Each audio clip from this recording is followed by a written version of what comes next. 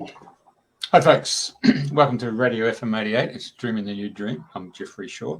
Just below me is Andrena, my co-host, and then further below me again, across the border in New South Wales at 8 o'clock at night, all the way from Mullumbimby is Hannah Miles, who's our guest. And of course, for those who are watching the show, it's just to give you a heads up for telling people around the world.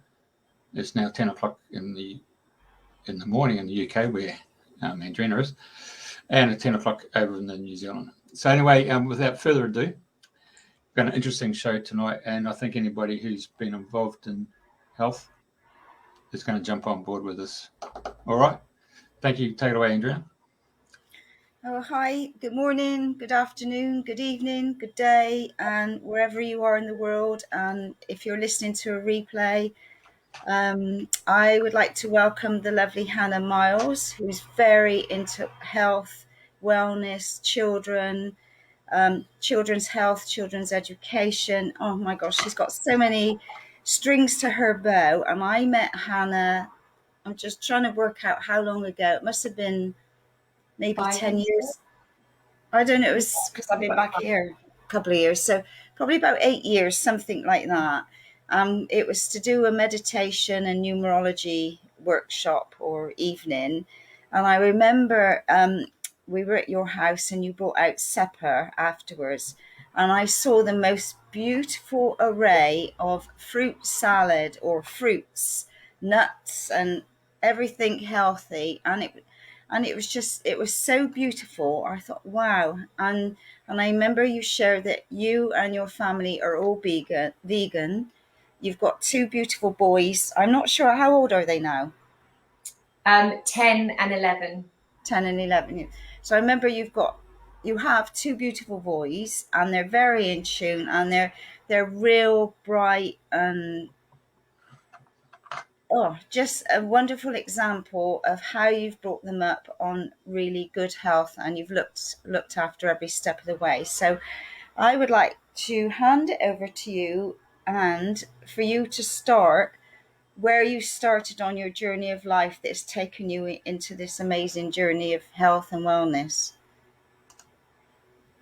Well, it's nice to be with everybody and to see you again. I think it was about 5 or 6 years ago. And we were doing a numerology course at our place, our little retreat. And I do actually love putting on a big spread for people, because my biggest passion is to show people how we can, one, meet all our nutritional needs through plants only, but also need for nothing and have a variety of tastes and experiences where, we can have tacos and raw pizza and everything we want, but just in a vibrant way. And I think what gets people the most excited is when I put these spreads on is how much color is there.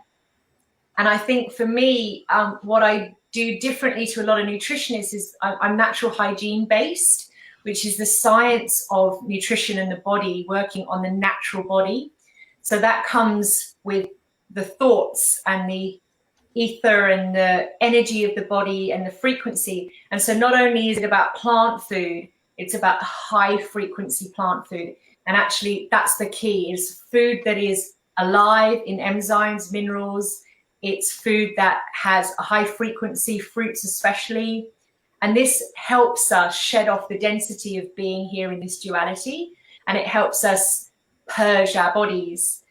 And how I got to that, which is studying every type of nutrition you could possibly imagine, and trial and error of my own body, and like trying things in our family and seeing what worked and what gave us the optimum health, is that both of my children were born with a huge amount of health conditions. We're a neurodivergent family, so with what comes with a lot of autism and neurodiversity is also highly sensitive beings. And as we bring in a lot of light, we can also get quite trapped in the density of being here. So we needed something that would shed us of all that, shed us of the heavy metals and the toxins and the damage caused by, the environment we live in, the water, the air, the soils, everything. And I tried many different ways to chelate and to remove these things. And it was only until I went to high fruit, raw, alive food that everything started to suddenly go off, where we're like, oh, we're getting massive healing here. And then I kind of hit a bit of a plateau and then realized, oh, that's only the foundation. Nutrition is only one pillar. Actually, you know, we need to work on our energy field. We need to work on our energy hygiene. We need to work on our mindset, on our daily energy practices. And then when I brought all that in and I removed the trauma and we worked on the nervous system and settling the nervous system, then we get the next level and the next level. And so I'm dedicated as a mother to keep expanding my children's environment to make sure that they're getting, you know, everything they need, including a new journey of deschooling, which is more about training me than anything. Quite a journey. I bet. So, because let me just trying to think how to put it. With doing vegan, because I know there's like a lot of people are vegetarian and then they move on to vegan. And I know like in certain countries, I know here the fruits and vegetables are nothing like what I got in Australia. And I was sharing the other day that the mangoes here are like, they're round and they're like green bullets. They're nothing like, so and I did read somewhere that it's important to eat the fruits from the country that you live in. So like, obviously I'm in Somerset at the moment. So ideally we should be having apples from our own land and not from other countries. Do you find that that's the case?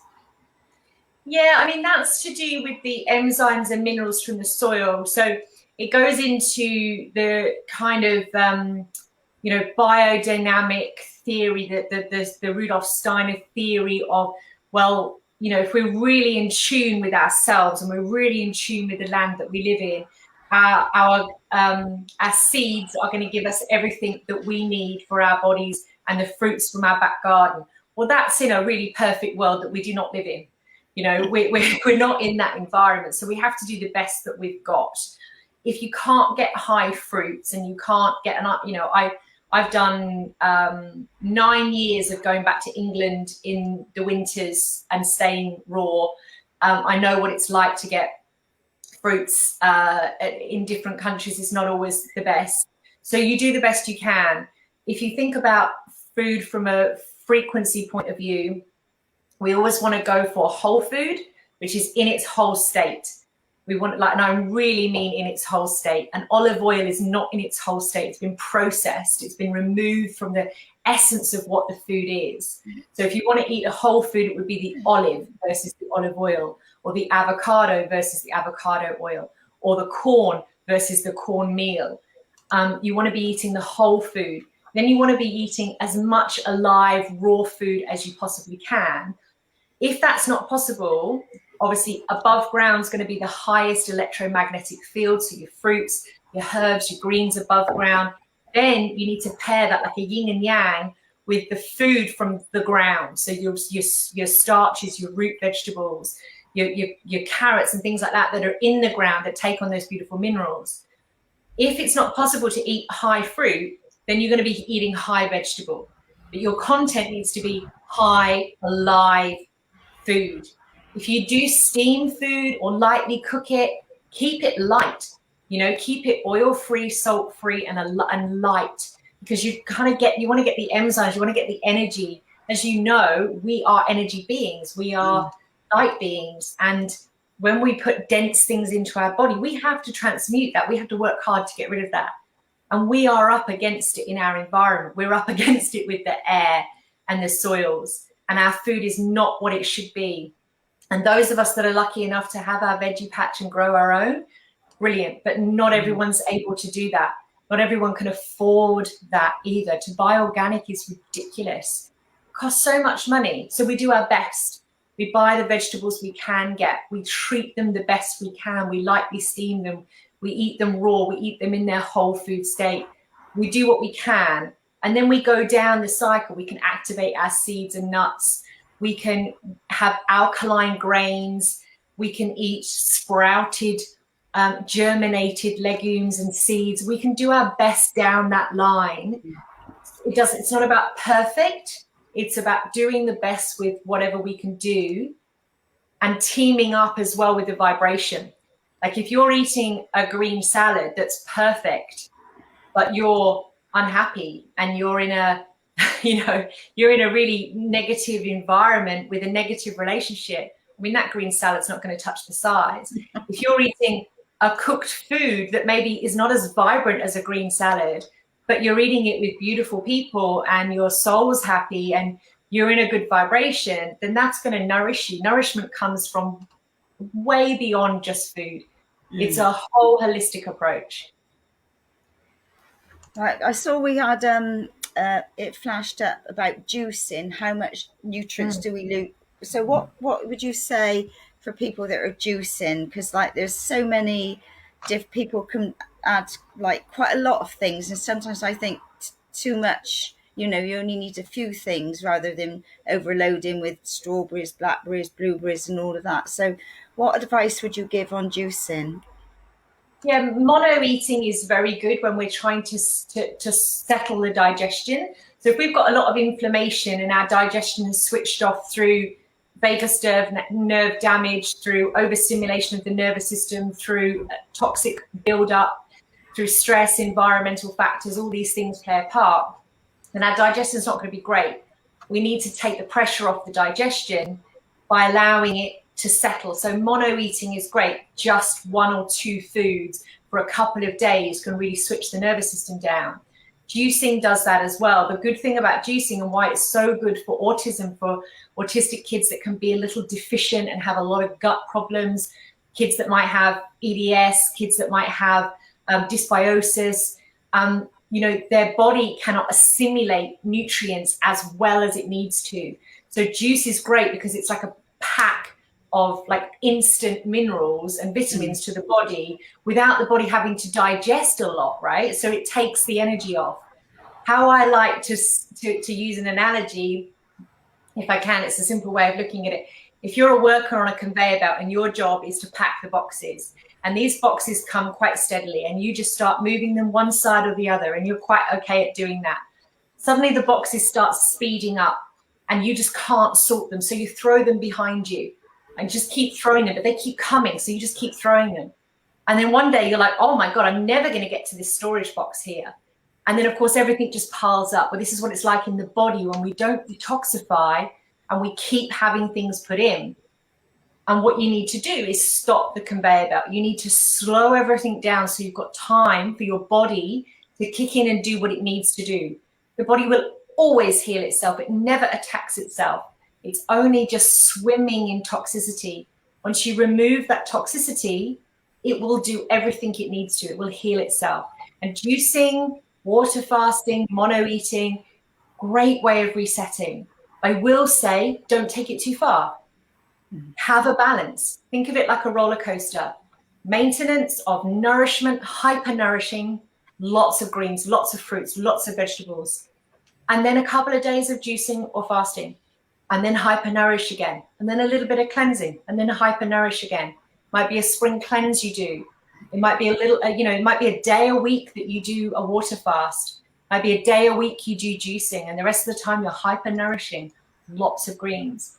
In this world, we don't need to take it too far. We're busy. Our nervous systems are already stretched. Massively, yeah. Yeah, especially right now. Do you mix fruits with greens, or do you keep the combination separate? So I am natural hygiene trained. I trained with Dr. Robert Morse and Dr. David Klein, and they work on sort of Herbert Shelton's work. And they're quite purists in their food combining.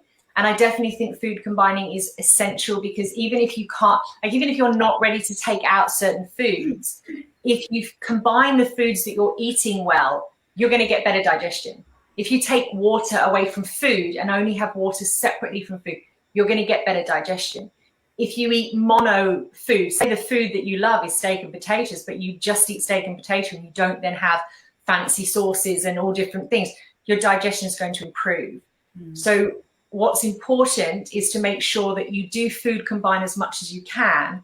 However, I've seen a lot of people that get really into health, they can slip down eating disorder patterns of getting too nitpicky. And I've been there myself where I'm like, oh, I must do everything perfect. If your mindset's not right, that's not helpful. So I actually find that because of two things, the fruit's not as high quality as it should be, even if I grow it in my own garden, because with just the environment we live in. Second is, so many of us have got years and years and years of toxicity, generations and generations of toxicity passed down.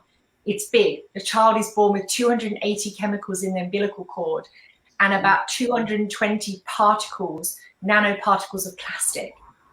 We're already there before we've even been, before we've had the childhood diet put on us and the injections and everything else. Like, we're already behind the 8 ball in that way. I don't mean to sound negative, but we have a lot of work to do. So what's important is to make sure we don't do anything too fast and too sudden, and we work with our own bodies. So there's this kind of level of support needed. And when you have greens with fruits, you do that. You support the adrenals, you support the digestion. So greens are really important. There are a lot of purists out there that are like, just fruit, just fruit. I personally have found with my clients, we need the minerals, all about packing in the minerals. So greens are really important. But I do combine, nothing gets eaten with fruit other than greens. So no veggies with fruits, no grains with fruits, no milks with fruits, nothing, no nuts and seeds with fruits, because fruits digest super fast. Watermelon is in and out of the stomach within 15 minutes. If you eat watermelon salad with walnuts and steak, the body's going to go, right, we're going to cope with the hardest digesting food here, 2 to 3 days to digest steak, right, we're going to work on that. And then what happens down the colon is the fruit gets backed up, or we have fruit salad after a big meal. The fruit can't be digested, so it ferments, and then the fruit gets blamed. I had a banana and I had a reaction. I had a strawberry and I had a reaction. Well, hang on, you've got backed up pipes here with food that's clogging and getting putrefied in the gut because it can't be digested fast enough, and you're blaming the banana. It's not the banana or the strawberry or the watermelon. It's the clogged pipes. It's the mucus plaque that's in the intestines that's been there for your whole life. That needs to be cleaned out. Once we clean that out, automatically the digestion functions. The enzymes are there. The beautiful synergy between the liver and the gallbladder and the kidneys start working, and the body digests and assimilates food beautifully as it should. We never have to heal the body. We just have to take the pressure off of it, give it a break to be able to heal itself. Because I know when I eat anything, I sneeze within, it can be quite immediate, or it can be a couple hours later, and I know straight away, oh, well, that's what I've had. And it's like you say, it's like fine-tuning your body, is finding the right things. And what I've enjoyed being back over here is it's collecting herbs, going up, near the tor and at the bottom, and getting stinging nettles, and then somebody's sharing about the seeds. Well, I didn't even think about seeds of stinging nettles, but how rich and really beneficial they are. So I've sort of gone along. Teas and tinctures with as well. Yeah. Oh, that's right. She sent me so much information.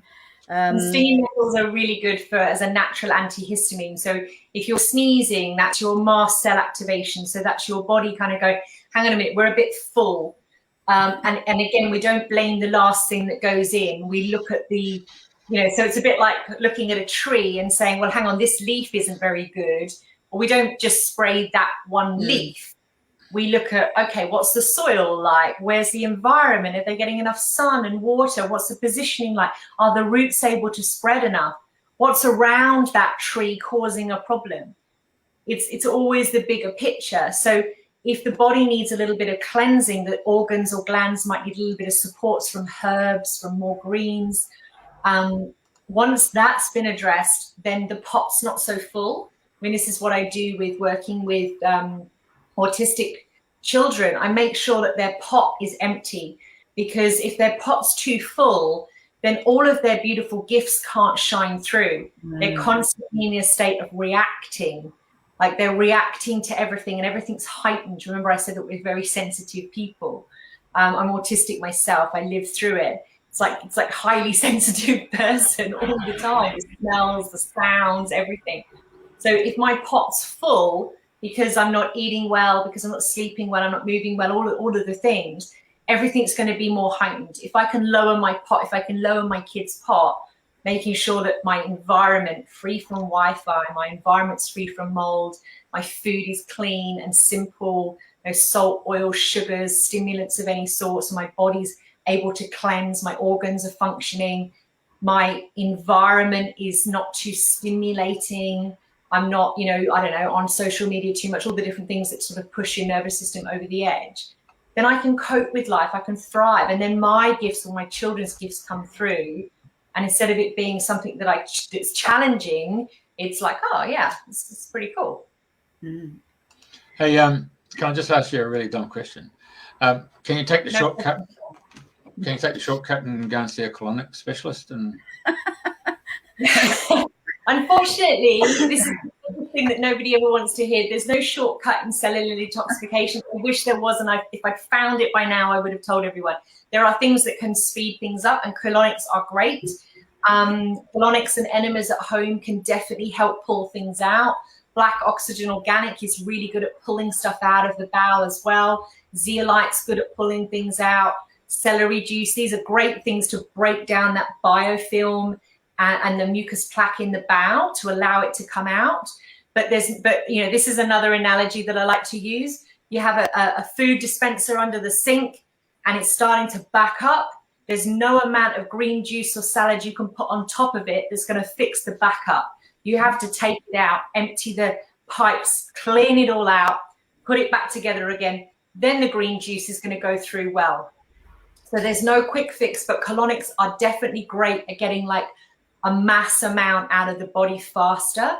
General enemas, even just lemon water, you know, simple lemon water can be something, or a fresh orange juice can be something that moves the bowels super fast. Well, that's a lot easier than some of the other ways, eh? Yeah. Sometimes, you know what the thing is that I have found in all the years of coaching families is that actually nutrition is really simple, and people want fancy recipes and tell me how to do this, and I'm like, it's really simple. Here's your list of foods, eat it very simply, chop them, blend it, stick it on a plate. It's so simple. There's nothing that needs to be done. There's a few products here that might help you. I think people want it to be very complicated. And when you tell them how simple it is, sometimes it's like, oh, well, that just seems too hard. And it's like, it's actually really simple, you know? So I think, you know, there's a psyche around us now that we want a quick fix. We want it to be fast. The average time to heal from our environment and from our generations of being weaker and weaker is, sorry to say, about 3 years. Like, it's about 3 years. Sometimes people can do it in about 18 months. It depends if they go big on, you know, big cleanses and do really long fasts and big cleanses if they're able to. Mother of 2 children on the spectrum, not possible. It's not possible. Slow and steady is much better. And what I've seen over the years as well is that people that go too fast too soon miss out on the minerals, and the minerals are essential, so essential. I saw a question there. What about vinegar? Vinegars are very acidic. They burn the cells. Very, very acidic. And I know Medical Medium does a great podcast on vinegar. You should listen to that. It's brilliant. It's just acidic, and it burns, and it creates a whole problem with the gallbladder juice. Anything that's stimulating, and this is where I become very unpopular. Chili stimulating, eggplant toxic, onions and garlic incredibly toxic, and this is where I'm going to lose a lot of people. Chocolate cacao, really acidic, a neurotoxin. Any of these things are all stimulating. Now, when you clear your system a little bit here and there, no problem, right? You can cope with it. When that conveyor belt is so busy and you're jumping your boxes at the back, you've got to take all the stimulation. You've got to make it really simple. You know, when I say to someone, hey, chop up a mango and a banana and that's your breakfast, they're like, oh, well, what else is there? There must be a recipe. It's like, chop up some fruit. It's really simple. Yeah, I like your analogy of building things up and, you know, the blockage. And I remember I went to a talk in the UK, oh gosh, about 20 years ago, and she was a colonic expert. And, you know, we saw all these pictures of different colons and with, and especially for meat eaters, because she said that meat stayed in the body, I think, for weeks. I can't remember now because it's so long ago, but it just doesn't break down. So, you know, you've got that horrible buildup of toxicity lying in your body, haven't you?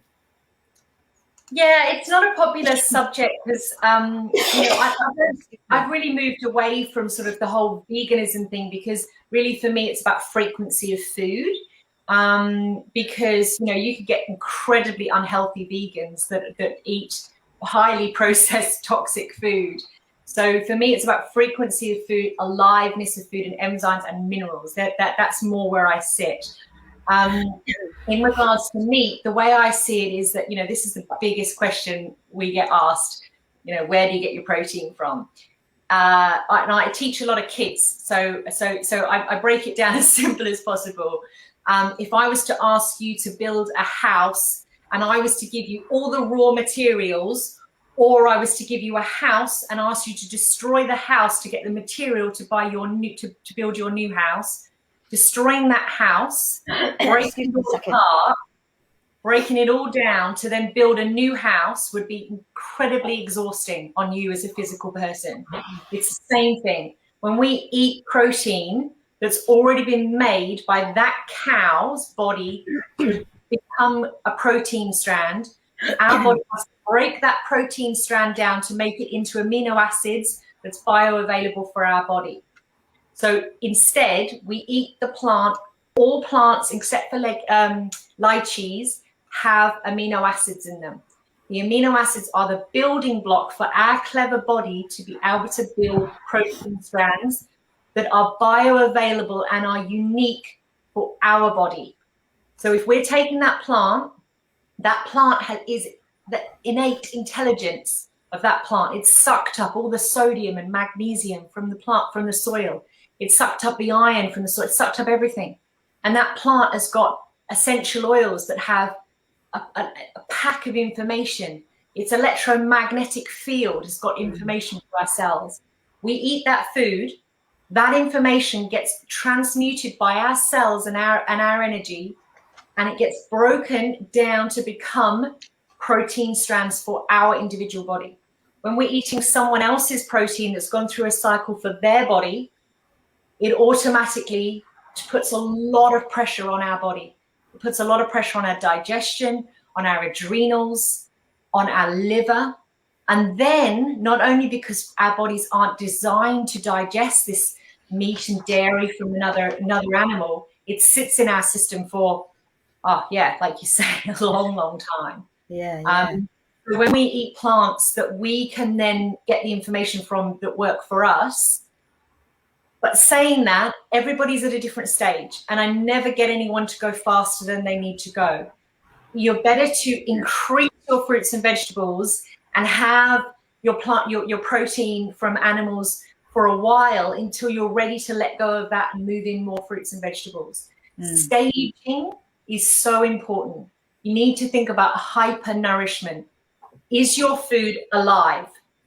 Is it alive? Is it cooked to death and covered in oil and salt and seasoning? Or is it alive? Is it whole? And I'm really whole in its state, has not been processed in any way. No oil, no flours, completely whole food. And is it high vibrational? Answer yourself that, and that's the 3 keys where you can never go wrong in nutrition. And the thing is, when you say, is your food dead, how long has it been dead? Yeah. But even plant food can be dead, right? Because we can take an apple and we can deep fry that apple or dry that apple out, and we can season it and package it and stick it on a shelf for a couple of years. It might be an apple at the start, but it's lost all its frequency. It's no longer life. It's no longer vibrancy. And our body, I like to think of our body like a barcode, right? In the supermarket, it's reading everything. It reads you. It reads people. It reads the room. You know, we're constantly reading things. If there's no life there, it's going to go, well, that's just a hindrance. Right. Somebody's asking about washing your fruit and veg. Now, I read about hydrogen peroxide food grade to soak all your vegetables in that as opposed to vinegar. So what are your thoughts on peroxide? Yeah, there's a few things. There's veggie washes, there's apple cider vinegars. I do wash some things. I wash them just before eating because I found that if you wash food and then put it in the fridge, it just rots it too quickly. A lot of my food, it just like it's organic already, so I just rinse a lot of things off. I think, you know, the hydrogen peroxide, as long as you rinse it very well, and know about the dirty dozen as well, you know about the ones, and the dirty dozen changes in each country, so some are worse than others, so you always check in your own country what the dirty dozen is. All right, so could you enlighten us then for Australia? What is your dirty dozen? Will I remember them all off my head? I've not heard of it before, so this is another. Cucumbers, zucchini, lettuces, strawberries. What else have we got on there? Peaches, nectarines. Trying to think of my list, which I can post up afterwards for you. Things like bananas, avocados, things that have got like rock melons. They've got a harder skin. They're going to be less penetrated by the chemicals. So there's certain food that we don't buy organic for that reason, or there's certain food that it might be like low spray and we'll buy because we can peel off the skin. Now traces are going to get through, of course. And there's been studies that have been done on organic food that still shows there's a level of chemical residue because of the soils, because of what they put in our air. It's kind of inevitable. And that's where the mindset comes in. We can't aim for perfection, only progress and only doing our best. But bicarb water, that's a really good one and a really simple one. And it's affordable, right? We don't want to be going around paying $20 for veggie washes when we can get bicarb and do that. Yeah. What about, because I know, you know, the little pH strips, and I know I was a bit too acidic, which I'm addressing, as somebody said to take the apple cider vinegar in hot water or first thing in the morning. So I've been doing that, but I've done it like for so many days, but then it's like celery juice. I can do it for a couple of times and then it doesn't sit well in my stomach. Well, so it's interesting. There's two things there. One is the apple cider vinegar is very acidic, and that's a bit of an old wives' tale kind of myth. That again, Medical Medium, if you watch his podcast, he really breaks it down brilliantly, and you know, a lot of natural hygienists do as well, which is basically that it's acidic. It's like Kangen water, very acidic. Unfortunately, there's a lot of people that are touting health things that aren't really health things because they sell, or because, I don't know, that they're not understanding how the body truly works. In regards to celery juice, it's very alkaline, but what it does is the hydrochloric acid naturally in the celery juice binds to the junctures of the gut. So if you've got leaky gut, it will bind to those junctures. So it'll make you kind of feel a little unwell before you get better, because it's building the natural bile back up in your body. It's creating enzymes. So this is part of healing where people stop. I'll put them on a cleanse. I'll help them, you know, with their diet, and then they'll get this healing crisis. And you'll know this in energy medicine as well, right? And then we're so used to wanting to feel good, and we're so used to numbing ourselves that when we go through a healing crisis, we stop. We go, I can't do this. This is too much. I feel too bad. And if I haven't actually sent them to you, but I can show you some of my clients who come to me with severe eczema, head to toe severe eczema. And the stages of before it gets better looks worse. It looks like it's weeping. It looks terrible. And they go, oh, what's happening? What's happening? And I'm like, it's okay. We're going to go through this. This is part of what I do. It's not the information. It's actually holding them through these healing crises. And then boom, they come out the other side and they get the healing. It's taking people at that pinnacle point. It's the same when we release trauma, or when we do our inner work, or we do our energy work. It feels like everything's falling apart, everything's purging, and we stop, or we say, this is too much, I can't do this. But it's that sweet point that we then get, what's the other side of it? Oh, good. I'm on the edge then. Yeah. Well, I mean, it's up to you. Do your research. I always ask everyone to do their research. I never recommend anyone follow my advice without researching for themselves. Check out the medical medium for his work on vinegars, but and oils as well, and Dr. Goldhammer on why we don't have oils, why we have whole foods and not processed oils, why we don't have salt. Do this research. I mean, I've got a lot of stuff in my personal group. Salt, for instance, we are designed to eat sodium. We're designed, our body needs sodium. But again, like the protein, when we're having something that's in concentrated form, it becomes a toxic on the body. It becomes, another neurotoxin. So when that celery, which is a high sodium vegetable, when that celery sucks up the sodium from the ground, it's filtering it. It's innate intelligence again, it's filtering it. And then we're eating the celery and we're getting bioavailable sodium that our body goes, brilliant. We've got the magnesium and the sodium. We've got everything we need. We're going to take it and do what we need to do with it.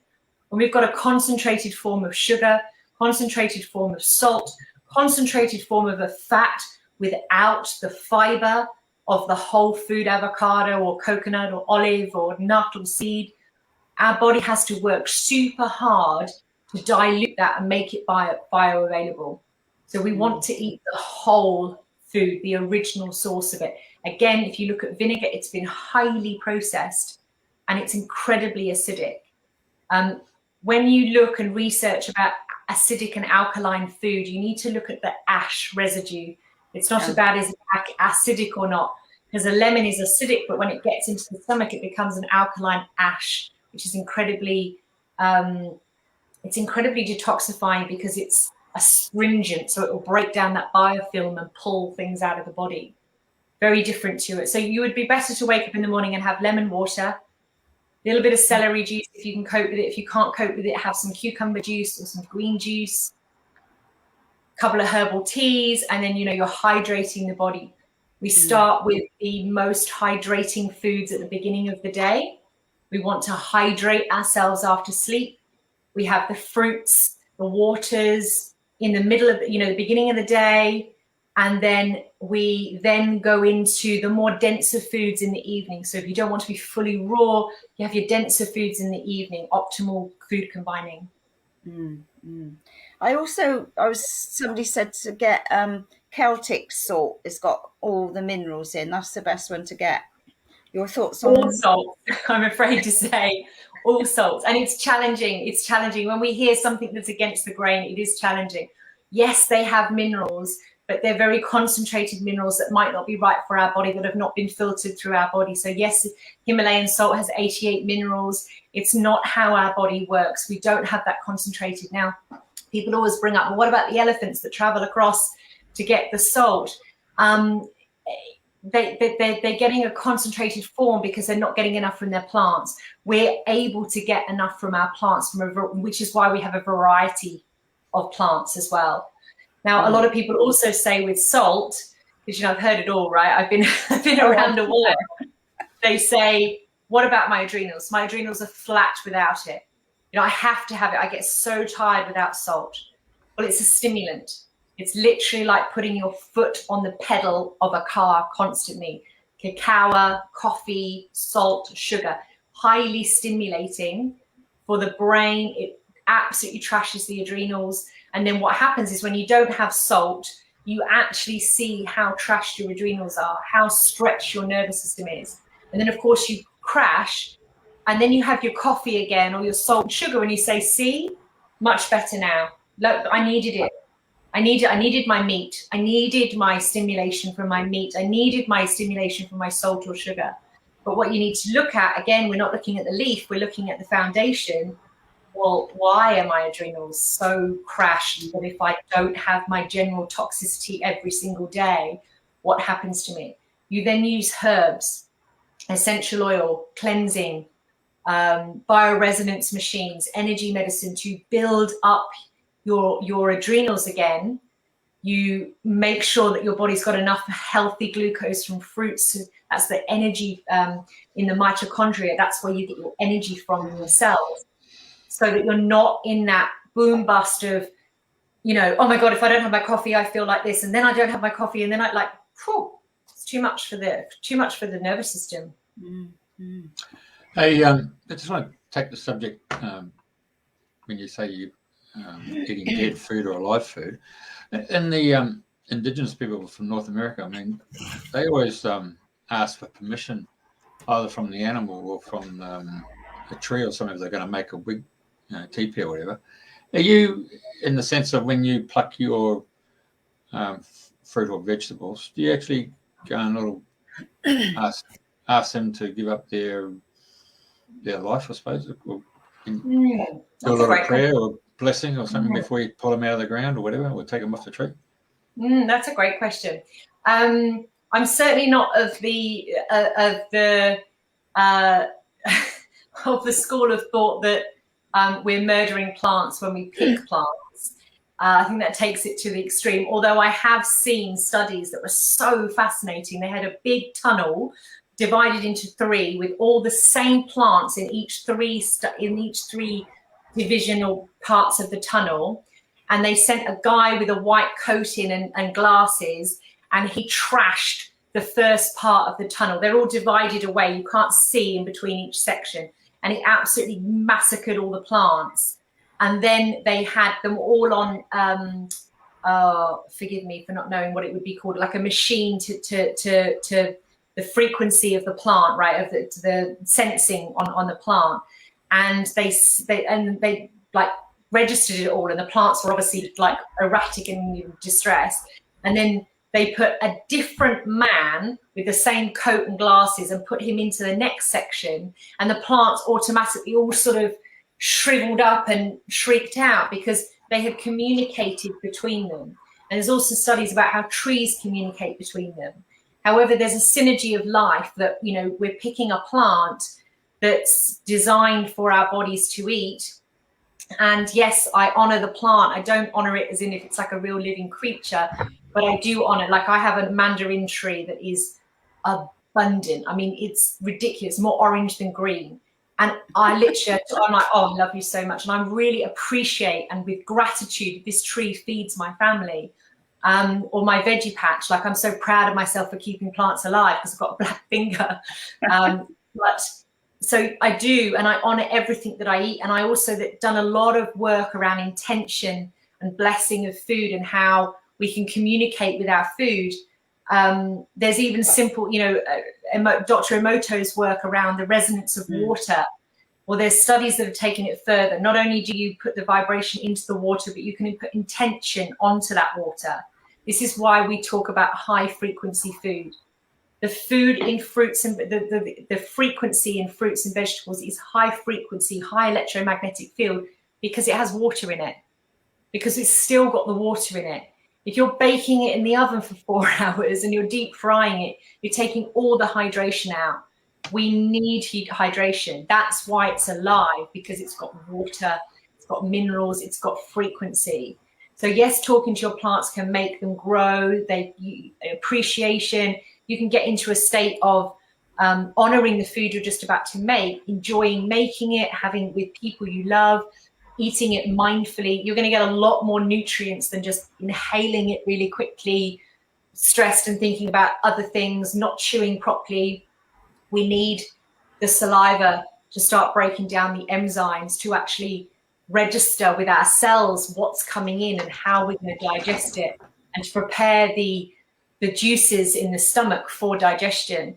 When we inhale food that is high calorie but low nutrients, like a hamburger or a Mars bar or popcorn or something, which is high calorie, high stimulant for the brain, and doesn't fill the stomach up, so it doesn't push the stress receptors of the stomach like a big salad would, where you feel really full, but it's high nutrients. So it's giving the body everything it needs, as opposed to that little hamburger that's low nutrient density, low vibration, but incredibly stimulating. And what it does is once it stimulates the brain, this is called the pleasure trap. You could look up Dr. Goldhammer's work on the pleasure trap. What happens is it stimulates the brain, and then of course you get all the hits, the dopamine hits, serotonin hits, but then the stomach's going, oh yeah, but I'm not full. What's next? What's next? Where's my food coming from? I haven't got any of my nutrients, and you haven't pushed the stress receptors. So then after the hamburger, you want something else. And then you want that hit of dopamine again. So after the hamburger, you have the chocolate. And then after the chocolate, you then want the salt again, because you're on this pleasure trap cycle. Instead of having a massive salad or a massive bowl of steamed veggies or a big smoothie or a big fruit salad or half a watermelon, and your stress receptors have been kicked in, plus it's high nutrients, high energy, high vibration, plus it's pulling everything out of the system, the body goes, right, totally satisfied. Hey, just coming back to my subject about saying a prayer or something.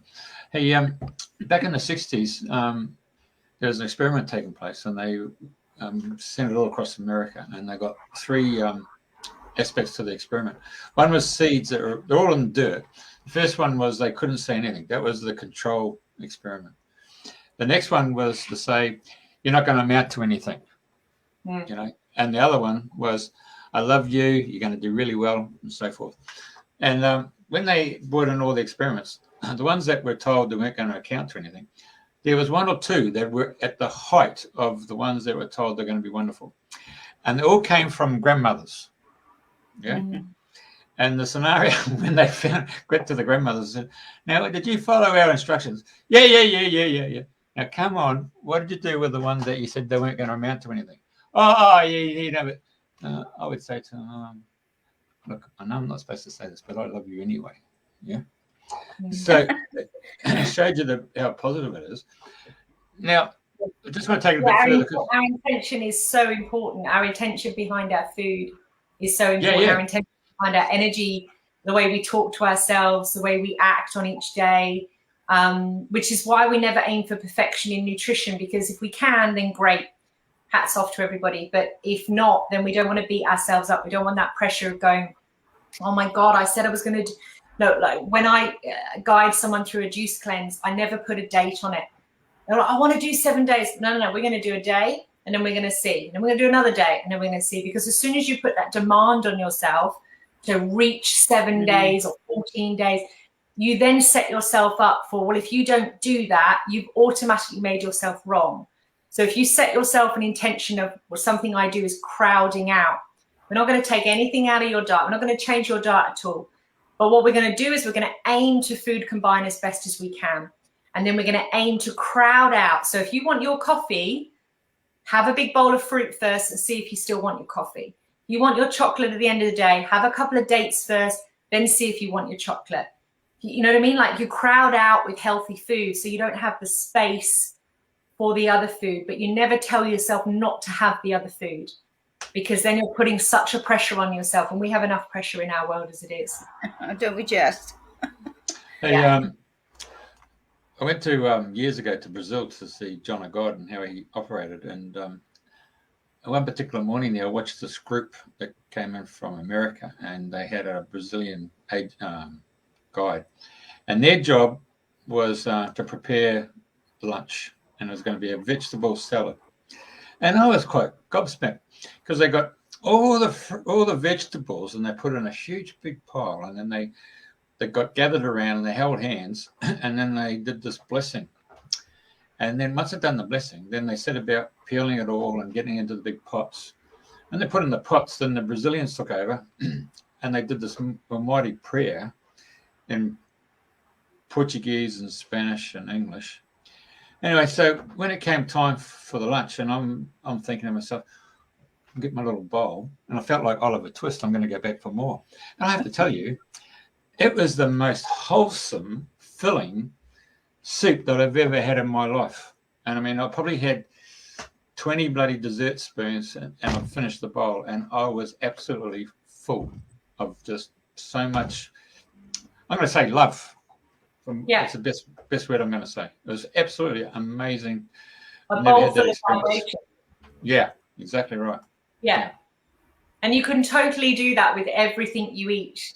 You know, this is something I do with a lot of clients if they're traveling and they can't get their normal standard of food. Well, then bless the food that you've got. You know, put that energy into, we're such powerful beings, and we forget how powerful we are. We can overcome that. We can transmute as much as possible. We can put that power in. A way that I help people find love for themselves if they're very low self-esteem, which I have been most of my life until recently, is to hold a glass of water, pour all the love for your child, your grandchild, your best friend, a dog, whatever, into that glass. You pour all that love in, you think about that, you pour that vibration in, and you feel the memory of your favorite holiday or your favorite experience or your favorite person or whatever you, and you're changing the frequency, you're changing the vibration of that water cell and that water molecule, and then that's going into your cells. It's a way of turning the love inwards on yourself, and you can do that with all the food you eat. It's being mindful as well of everything you do, isn't it? You know, I mean, like when I'm cutting nettles, I go up and I just say permission to cut some nettles, and then I'm snipping away and I go, thank you, thank you, thank you. Yeah. And when I help myself to an apple off the tree, I go, thank you, apple tree, for your abundance. And, you know, I've gone past worrying if people hear me thanking nature. But it is like the water. I mean, I always bless my food. I've done it for years. It's the first thing I do. And like my water, little things like that, because it's just being mindful and it's helping your body. But I don't know if you ever read the Ringing Cedar series with Anastasia. Now, I can't remember exactly. Jeff might remember, but she says when you got, say, seeds of a plant, say your tomato plant, that you actually put them in your tongue. And I can't remember, was it for 9 minutes? 9 minutes. I thought it was 9 minutes. Yeah. And then when you plant them, that plant has all the DNA that gives you. So I thought, that's a powerful thing to do. Yeah, but don't forget that big I'm trying to do that when I plant my seeds. It's your bioavailability. It's your communication with the plant, and that's why we were talking at the beginning about eating from your local area if you can, because it's got everything like if you're in a tropical climate, you're going to be wanting to eat tropical food. If you're in a cooler climate, you're going to be wanting to eat more grounding, earthing foods.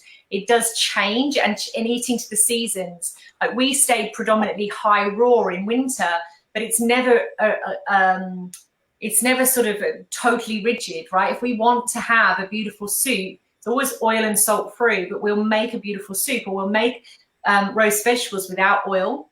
Always, that's our foundation: oil, salt, sugar, grain-free, whole foods. But we'll make it, and it'll be nourishing because it's from the ground. It's the minerals we need. It's cooked in a certain way. Like, it's never about being, that rigid. Listening to your body, listening to your cells, and also communicating with your cells. Like you were saying there about talking and communicating with the seed. It's the same thing. We can wake up in the morning and ask our bodies, what do we need today? What is it that we're after today? Is it more? And we might have set our intention of having a raw day or having a juice day. And if we wake up in the morning and the body says, you know what, I just want soup all day. But then we have to listen to our body and say, my body knows best. I mean, not when the body's asking for McDonald's and within reason. Hey, I'm just going to step in there. There's a great story happened about 18 years ago here in Gold Coast. And the gentleman concerned was the national marketing manager for a frozen food company. And what happened was he used to bring home the family, he used to bring home the products for the home. And the wife would throw it straight in the deep freeze because frozen food. And then she would put it in a microwave to thaw it out, defrost it, and cook it. Anyway, and that was the main meal as well as the desserts. So anyway, one Sunday he was washing the car and he collapsed. By the time they got the paramedics there, he had died. So when the paramedics looked at the wife and they got the kids around, they took them to hospital as well, and they put them on the drip. I mean, it turned out that the husband had died of malnutrition And the only reason that the kids were saved and the wife was saved, that she used to go off during the week for a lunch with the girls and have a salad. And the kids used to go to school with either, sandwiches and some fruit. And they used to knock off, come back to their friend's place and have some other fruit. Yeah, but the husband actually died of malnutrition because he was just eating dead food. So that was a subject you brought up before, and I thought I'll just wait to the appropriate time and bring that subject up. How and over there in the UK, when they had Meals on Wheels, they decided to give every pensioner a microwave, and then they bought these frozen foods that they could cook at home. No nutrition value at all.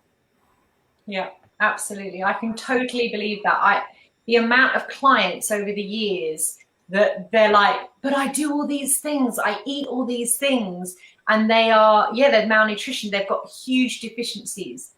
And it's the ability to not only receive food in that has nutrients, but also to be able to assimilate it and eliminate it. Your elimination pathways must be open, and your adrenals and kidneys must be able to assimilate as well.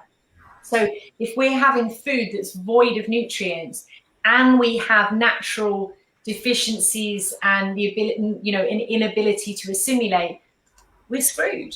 We're screwed. We have to make sure that the food that's going in is the highest quality food we can personally find. And that changes depending on where we are in the world. And there are people that have to bulk that up with other things because, they don't live in the tropics, like they don't have the abundance of fruits and vegetables. So you build it up in different ways.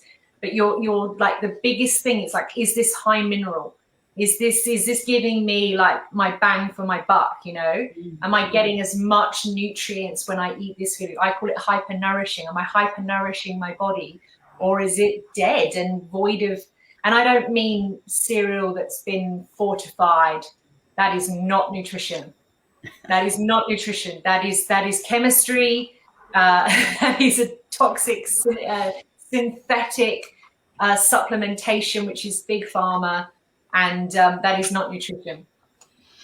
Hey, on the weekend up here in Brisbane, we had the Tiny Homes Expo on the Saturday and Sunday. I went along on the Sunday, and a lady came from Gympie, and she was a really interesting subject because she had hay bales, and she had mushroom compost, and she had cow poo, and she was actually explaining that those three compositions and putting them together, you really got great vegetables. And I actually mentioned to her, why can't you use horse poo or bloody chicken poo? No. Telling you now, cow poo is the best. Yeah. I've heard this as well. I've just recently, we've got an app. I mean, you know, Andrena, or you remember it, but we've got an amazing community gardens in Mullumbimby. Brilliant. And they give so much free advice. And I went to one of the free seedling courses, and also a free syntropic, like learning about syntropic gardening, which is like a level above biodynamic. And yeah, she said the same thing. She's like, only cow. Like sheep too acidic, horse is not right, it's got to be cow. And taught us how to make our own compost and our own potting mix. And it's like, it's such an art to get all the goodness that you need to make these like this amazing seedling mix. And yeah, it's such an, I mean, it's quite new to me. I'm a new gardener, and I'm sort of learning that it's a lot to get the soil to be good. Yeah. What was I going to say? You talking about Mullumbimby now? I know when we spoke in the week, you shared how the farmers have set up a website. So I'll get you to quote, but that anybody that wants to get, if there's like they've got a load of carrots, they can go on the internet and order them or go and pick them up. And you also shared about for teachers that have chosen not to be jabbed, you're setting up a school. Excuse me. You're setting up a school for. So would you like to share more on that? Because that was fabulous what you were sharing. I thought this is what we want: more community, more people working together for the greater good.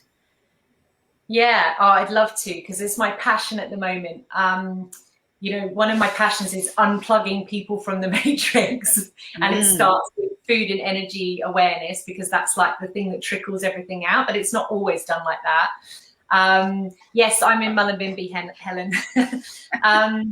Yeah, On your doorstep. what I'm focusing on at the moment is that I'm done. I've been an activist for years and years, and I'm done with trying to fix a system that never served us, that never had our best interest at heart, and that is of a dark energy. I just don't want to do that anymore. So as much as I have tried to do, you know, all the different things without trying to save anyone and all that normal stuff, I want to put all of my effort into creating and visioning an environment that my children can grow up into that serves us. So at the moment, we're trying to really, you know, help our teachers at our local Steiner school, which is being forced to get the vaccination. And the conversations we're having is, okay, so if we can't quite save this, we can't quite get this into the way we need it to be, because it's losing the, and I struggle with this word, anthropothecal way, which is the Rudolf Steiner's philosophy, then let's create our own. So we've been having conversations around, what does that look like? We need land, we need this, we need, you know, and I've actually pulled my children out of the schooling system completely to de-school them. And I found they have thrived. Now, I was stuck in my limitations. Can I do this? Oh my God, I'm going to be with them all the time. And how will that cope? And how will I run my business? As soon as I broke out of my own limiting beliefs and actually saw that everything is school, and that actually I'm fighting against this system, and then why am I still keeping my kids in it? That's just ludicrous. Yeah. I need to fully exit them out and let them be whoever they want to be, with no limitations and no expectations on them. And they have completely thrived. And I already thought I was out of the system. I already thought I was pretty unplugged. And this whole situation has unplugged me even bigger. And it's been great. And there are people in our community that are doing brilliant things, like it's still in the process of being set up. It's a website where the farmers can say, right, well, we have an abundance of carrots or pumpkins or whatever, and you can pick up from the farm gate, and you can get direct from the farmers. There's, in our local area, there's amazing boxes, veggie boxes that you can pick up on a Tuesday or Wednesday that are just abundant and so cheap. Like, when you realize what you pay when you go direct versus from a supermarket, it's like, it upsets you, because you're like, oh my God, it's so cheap to feed my family well. We also have a co-op system in our community gardens where, again, there's no overheads. We don't pay anyone wages. The overheads are really low. So of course the produce is a really good price because we're paying direct for it. And I mean, there's so many amazing things happening, and I'm hearing friends in Spain or Portugal or America and Canada and England, they've all got these kind of projects that they're bringing forth. And this is the time. This is where our focus, I believe, needs to be. Let's not try and get angry or fix a system that never served us. What are we doing to envision a new way? What are we doing to dream a new way? Exactly. Dreaming the new dream. Dreaming the new dream. Yeah. I did think of something then, it's just popped out. Oh yeah, I know. So there's lots of people listening that, and I know for myself, you talking about greens and all that, and I was thinking, yeah, I need to stop doing that, and I need to be more aware than I have been. And coming from Australia to here was like massive for my digestive system. So that's been still work in progress. But what would you advise people would be a good way to start to, because you are what you eat, and it doesn't matter what people say, it's what you put in that relates to your health, your feelings, your emotions, and all of these things. So for me, I'm thinking, right, I'm going to start on the lemon juice and water in the mornings as opposed to anything else, and give that a try. And so for people that are looking at new ways to improve their health, what basic tips would you like, say, for the lemon juice is one? What else would you say to start cutting away some of the packaged processed stuff, this full of chemicals and things? Because also it's being aware of the labels. When I look at the labels, like it says carbs and then sugars, and I did have a booklet that went through all the different meanings of what they were on the package, because half the time you look at a package and you haven't got a clue what all of these things mean. I mean, I'm aware of like, you know, like aspartame. I see that people still drink canned drinks with aspartame in. And I think, but that's a poison. A lot of people don't choose not to drink the tap water. They think it's all right, but it's not, you know? So it's, you know, like maybe getting a water filter is one for your water. You know, that's not always the best, but it's a stepping stone. So what little stepping stones would you like to share? Great question. Well, the stepping stones is the key, right? It's taking one thing and making it consistent. So if it's your lemon water, well, then you consistently do that for a year and see where you're at. The jumping around and stop-starting can be quite difficult to actually know what you're doing and what's working. Also, trying too many things in one go can be overwhelming because you don't really know what's working. So choose one or two things and implement it and be consistent at it. On my website, I have a transitioning to this lifestyle step. It's like 44 steps or something. And you start really slow and build in. Before you know it, a year's time, you've shifted so much. I didn't get to where I am overnight. It was a slow, I mean, I had to break down all of my previous nutrition training. I had to unlearn what I had learned. I had to unlearn what society told me to get to this place. You don't get there overnight. So small, steady consistency. Yes, the water you drink is vital. Structured water, clean of fluoride, is essential, because if you can't get the fluoride out, you won't be able to think freely. Your pineal gland will be calcified. It'll affect your entire hormonal system. It affects every single organ and gland in the body. So the first thing you need is a really good whole house water filter. If you're traveling, you just get a water filter for the drinking water. If you can get it, a whole house filter, because you're still taking water in when you shower and bath. So water filter, yes, alkaline foods, and crowd it out. So again, it's not about taking loads of stuff out, it's about crowding things in. So can you add in fruit? Can you add in more vegetables? Can you have a portion of your plate that's raw? You might have your meat and steak and vegetables, but can you have a raw salad on the side with no oil and salt? Can you just take the salt out of your cooked foods? You know, what step feels right for you, and then implement that consistently and then go to the next step. If you are taking a multiple of supplements and all these different fandal things, but you're not focusing on the ingredients in your food, you're throwing your money away. If a packaging has ingredients on it, it's not food. It's not. If the ingredients are more than apple, honey, like something simple, or you know, a list of fruits and vegetables, then it's not food. If there's ingredients that you can't understand, that you can't pronounce, that you don't know what they are, it's not food. It's that simple. This is not food. Just because it comes in a supermarket, not all. I mean, you know, there's like 2% of supermarket is food. The rest is poison. So start slow and steady. You know, maybe you can't juice every morning. Maybe you got a load of kids around your feet and you're off to work. But maybe on a Saturday you could do a juice. And every Saturday morning you get up and do a green juice. Maybe that's a ritual you could do. You know? Do you use cold pressed juice, or you centrifugal fridges? It's always about keeping the enzymes in the food. So cold pressed juicing and drinking as soon as possible.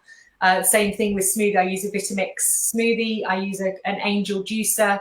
And I've actually just heard that the Vitamix has created a new vacuum, which vacuum blenders are brilliant because they vacuum out the air to stop the oxidization. What we tend to do is blend and eat quickly, not quickly, but, you know, we have it within half an hour. But the vacuum blend means that, you know, you're not losing as many enzymes. So I'm actually going to look into that for myself. What about the NutriBullets? The blade is not strong enough. So what it's doing is chopping everything up, removing and bruising everything. And then you don't actually keep all the nutrients. When it's a high speed blender, you're keeping more nutrients in it. saying that, when we go to England, we go to my mother-in-law's house, we use a NutriBullet. It's quick and easy to travel with. Like, we're never aiming for perfection. And again, I had many juicers before I got my Angel juicer, and I had many blenders before I got my Vitamix blender.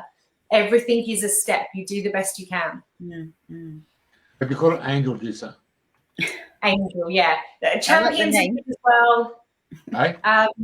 Champions. I mean, I did a juice retreat once, and I asked everyone to bring their juicer in, because I thought, I'm going to be juicing for a lot of people. I need more than one juicer to cope with this. And I got the opportunity of using everybody's best. Oh, this is the best juicer. This is the best juicer. And at the end, I walked away and went, oh, the Angel and the Champion are the best of all of these different brands. There's an Omega, which is quite good again, but it was hard to clean. So I look at everything. I look at how easy is it to clean. The biggest thing for me, having a family, a raw vegan family with kids that eat more than most grown men, I do not want to make a juice that costs me a fortune. Whereas when I was using the Breville juices, I mean, I was getting through so much produce to get a little bit of juice. When you go to a cold press juicer, you have hardly any pulp at the end of it. It gets all of it out. And then that pulp I use to make my crackers or my wraps, or I put in some cookies. Like, I don't waste any, I can't afford to. I know what I did want to ask you. You mentioned earlier about roast potatoes, that you don't cook them in oil. So yeah. I love roast potatoes. And normally I have them in oil, lots of oil, and crispy. So what would you... Yeah, it's a bit of a transition, isn't it? It's a bit of a transition. Yeah, Angel juices are expensive. I got mine secondhand from it's been on show. There are cheaper juices for sure, but again, it comes down to the produce. I got my money back for my Angel juicer when I realized how much produce I was saving. So that's sort of how I justified that, Helen. That's Australian dollars. I just want to let people know, because we're going around the world. So that's Australian dollars. So yeah, that'd be 850 quid. Yeah. Yeah, I mean, they're not cheap. They're not. But I mean, I use my juicer every day. I use my blender 4 or 5 times a day. It's an investment. I suppose people spend thousands of dollars on a Smeg oven, don't they? I mean, it's the same kind of thing. You get good tools. In regards to potatoes, yeah, I mean, ideally you want to steam your food, but if you do need to roast them, like, you know, we call them chippies, where we do sweet potato chippies in the oven for the kids, or when the kids' friends come. And how you do it is you just use lemon or orange juice and some spices like cumin or paprika or dill or thyme, and you make like a marinade, and you rub the potatoes on a tray, baking paper, rub the potatoes with the marinade. Say it's paprika and orange, or cumin and orange, or lemon and dill, or thyme and lemon, whatever it might be, as a nice sort of flavor. And then that adds sort of moisture to it so they don't dry out. And then what you do, low oven, slow, at 170 slow. And then you put another tray, like a baking tray full of water, in the oven, and that creates a steaming effect. And it stops them drying out. You have to get used to them. I mean, I love them now. I can't digest oil whatsoever. If I go somewhere and they've used, you know, if I go to a friend's house and she's used oil, like, my digestion is screwed for days. Like, I just can't digest it anymore. My body runs cleanly.